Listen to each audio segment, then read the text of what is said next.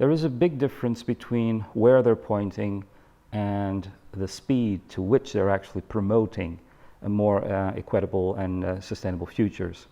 The fact of the matter is that we're still living in a highly adaptive policy process right now. There is a set of new challenges from an ecological nature that are piling up onto existing socioeconomical challenges. So what you find is that there is both a planning system and an overall policy development and policy design framework that is still adjusting to these new challenges. And what you can witness bit by bit, step by step, is that more and more interconnected policies are popping up. So you end up having more integrated local approaches where socio-ecological elements are being brought together. As an overall trend, I think we are still at the very embryonic stage of policy development and, in particular, planning policies when it comes to these forthcoming socio-ecological challenges. But at the same time, it is very important to say that if you think about it from a sectoral point of view, there has been a huge push in terms of mitigation policies at the local level, adaptation policies at the local level, but the bridge that is still missing is the link between these types of policies and the traditional, if we may call it as such, socioeconomic policies at the local level. So the biggest challenge so far is to have an overall picture of sustainability at the local level. That we are heading towards, but at a very slow pace as it is today. This push, this change in terms of, let's say, policy culture has brought a several number of impacts at different levels. The first level is obviously at the political level, in terms of decision making, in terms of the scrutiny that decision making processes are being exposed to. At the second level, it has to do with institutional adaptation.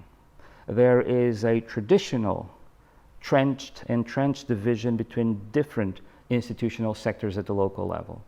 And the fact of the matter is, more and more, the push towards a coordinated action is being felt. So there are long traditions of institutional culture that are now being brought to a very, very, I would say, even extreme challenge of adaptation. So if you look at it from the outside, the fact of the matter is that it's not only a policy development challenge, because that is almost instrumental, easy, but is much more a cultural challenge in the way decision makers and policy makers actually look at how sustainability at the local level can be promoted. That is, by and large, the biggest challenge. But not only in terms of decision making and in terms of institutional frameworks or institutional cultures, also in terms of how you bring about the right stakeholders to deliver what these policies promise. And in that sense, what you're finding is that, again, traditional participatory mechanisms, traditional stakeholder engagement mechanisms are not really fulfilling what they're supposed to do. So even at that level, there is a new set of innovation and there is a new attempt to change local culture in terms of stakeholder engagement. That is very, very obvious when it comes to the ecological challenges that cities are now facing. The big question is, how will these two types of challenges, ecological and socioeconomic, be brought together when it comes to both decision making, institutional adaptation, but also strategies for stakeholder engagement? The bridge is definitely the big challenge ahead. When we're discussing local, we have to take a huge step back, in the sense that if you look back in time around 50 years ago, you had national, regional in some countries, and then local. And the interconnectedness between the three levels was clear, and the division of responsibilities was also very clear. And nowadays, you live in a much more fuzzy governance landscape. And the interconnectedness between not only local supralocal, regional, national, and supranational. And in the case of Portugal, we're talking about the European context mainly, but also global institutions. It has made the overall institutional landscape and governance landscape much more complex.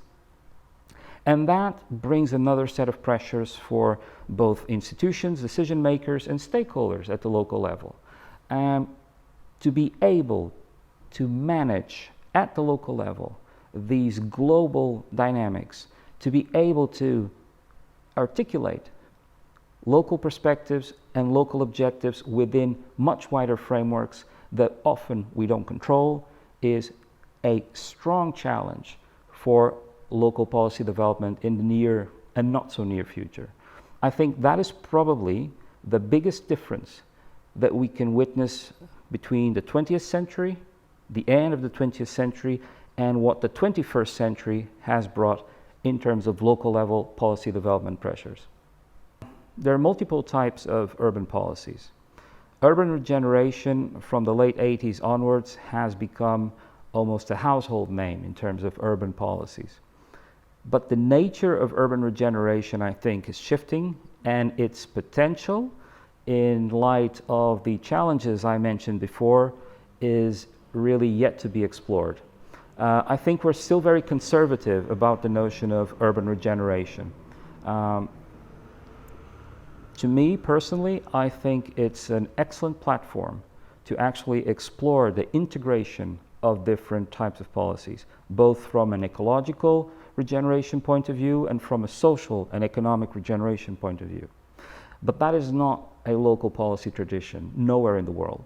So I would say that in the near future, you will see a lot of changes in terms of what urban regeneration itself means. What you see nowadays is that the term itself has been so emptied of a consistent definition that now you have even almost like a qualifying prefix. It's culture-led, or it's technology-led, or it's smart-led urban regeneration. So the notion here is whether this could be a type of integrated policy that could actually answer some of the challenges that we've mentioned earlier on. How can we tackle, from an integrated point of view, both ecological and socioeconomic sustainability issues at the local level? So a few words about the very notion of the topic of the conference. We asked ourselves what urban futures, but the interesting point is the second part of the name of the conference that said from crisis to hope. And if we look back in human history, we've always been in these cycles from crisis to hope. So we've experienced multiple civilizational crises, and sometimes, not always, they are followed by processes or periods of hope, new political projects, new cultural projects that actually induce new expectations in terms of human development.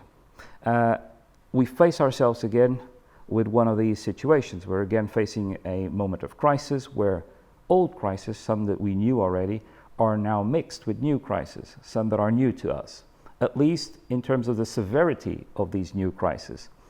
And interestingly, the idea of the ecological crisis, if its doomsday fulfillment comes to be, is that we absolutely have no hope.